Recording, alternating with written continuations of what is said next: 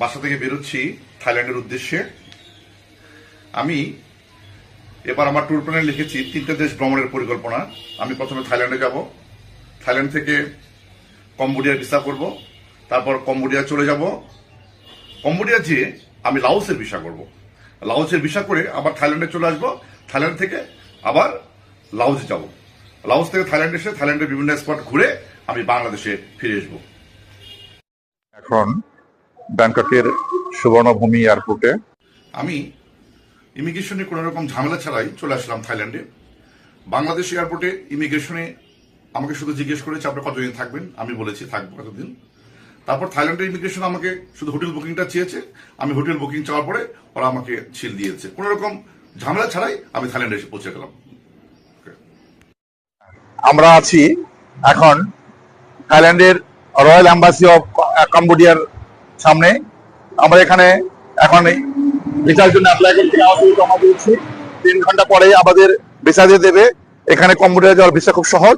আপনি কিছু কাগজপত্র, ব্যাংক স্টেটমেন্ট, ছবি, পাসপোর্ট, রিটার্ন টিকিট জমা দিলে আপনাকে 3 ঘন্টার মধ্যে ভিসা দিয়ে দিবে। আমি আশা করবি ভিসা জমা দিয়েছি, অল্প কিছুক্ষণের মধ্যে আমরা ভিসা পেয়ে যাব। ভিসা পেয়ে গেলে আমি আপনাকে আপনাদের ভিসা কপি দেখাবো। এখানে এসে পরিচয় হয় আমার বাংলাদেশি 2 ভাই বোনের সাথে, 2 ভাই বোনের সাথে। এরাও কম্বোডিয়াতে যাবে, তাদের ভিসা কাগজপত্র জমা দিয়েছে এবং 3 ঘন্টার মধ্যে তাদের ভিসা দিয়ে দিবে।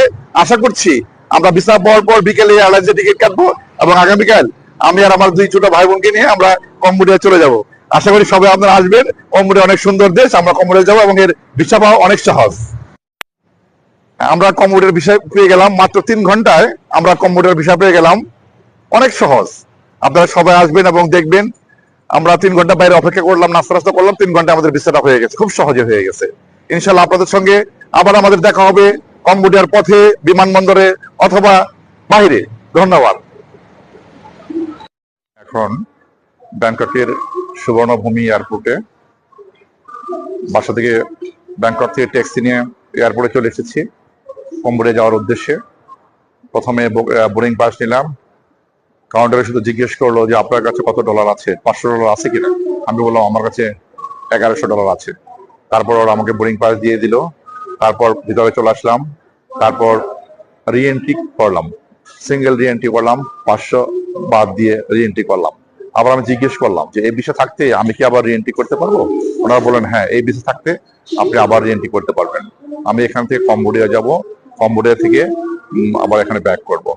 কোনো রকম হ্যাসেল ছাড়াই আমি ইমিগ্রেশন পার হলাম। ধন্যবাদ সবাইকে। আবার দেখা হবে যখন কম্বোডিয়া এয়ারপোর্ট পার হই। এয়ারপোর্টের ভিতরে হয়তো বা করা যাবে না, ভিডিও করা যাবে না। এয়ারপোর্ট পার হলে আমি আপনাদের আবার বিস্তারিত জানাবো। এখন আমি একটু ঘুরে ঘুরে দেখাচ্ছি আপনাদের ব্যাংকক সুবর্ণভূমি এয়ারপোর্টটা অনেক সুন্দর। সুবর্ণভূমি এয়ারপোর্ট দেখেন আপনারা, অনেক সুন্দর সুন্দর ইয়ে আছে ব্যাংকক সুবর্ণভূমি দেখার মতো।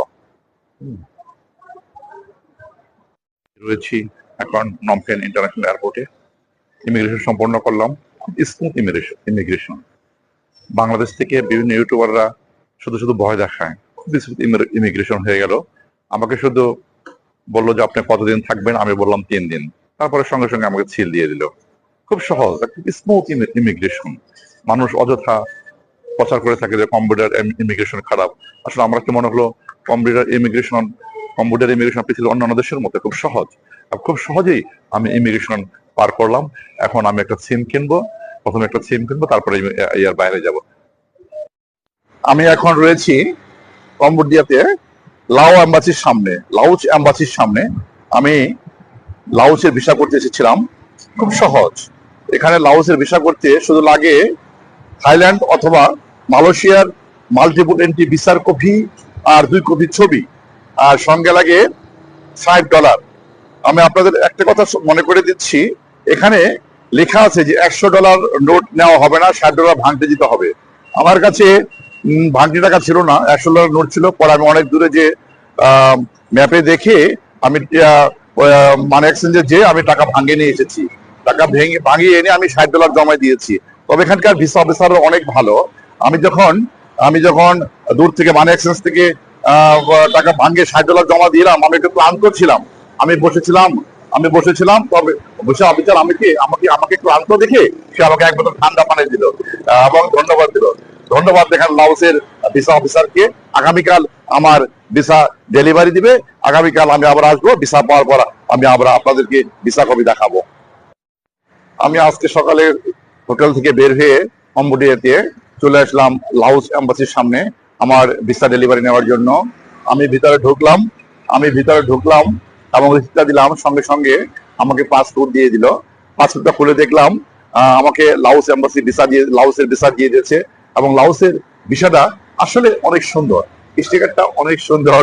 আপনারা আসবেন, আমি আশা করব আপনাদের সাথে আবার আমার দেখা হবে লাওসের পথে কোনো পোর্টে অথবা রাস্তায়। আজকে আবার চলে আসলাম ব্যাংকক সুবর্ণভূমি এয়ারপোর্টে। আজকে ব্যাংকক থেকে ট্যাক্সি না নিয়ে এসে মেট্রোতে করে এসেছি।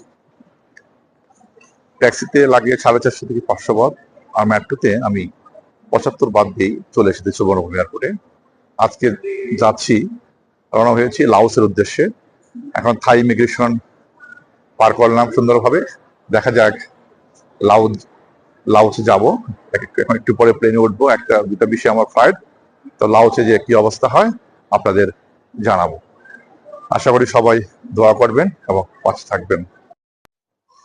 অবশেষে লাওসের কঠিন ইমিগ্রেশন পার করে লাওসে প্রবেশ করলাম।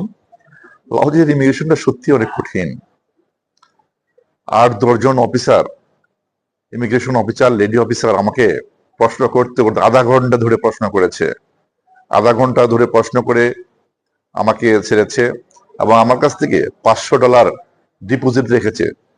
আমি যাওয়ার সময় ওই $500 আমাকে দিয়ে দিবে। অনেক কঠিন ইমিগ্রেশন। আপনারা যারা বাংলাদেশ থেকে আসবেন, আমি মনে করি তাদের না আসাটাই ভালো। এত কঠিন ইমিগ্রেশন পার করে দেশে না আসাটাই ভালো। তবে অনেক কঠিন, তবে শেষ পর্যন্ত এসে আসতে পেরেছি, সেই জন্য অনেক ভালো লাগছে। আমি ভিয়েন্টাইনে, আমার ট্যাক্সি চলে আসছে। আমি এখন ভিয়েন্টাইন সিটি ট্যুরে বের হবো। আমরা এখন স্টার্ট করলাম ভিয়েন্টাইন সিটি ট্যুরে। এই যে আমার ড্রাইভার পাশে, ড্রাইভারের নাম কেট। সে খুব ভালো মানুষ, খুব হাসি খুশি মানুষ, জলি মাইন্ডেড মানুষ।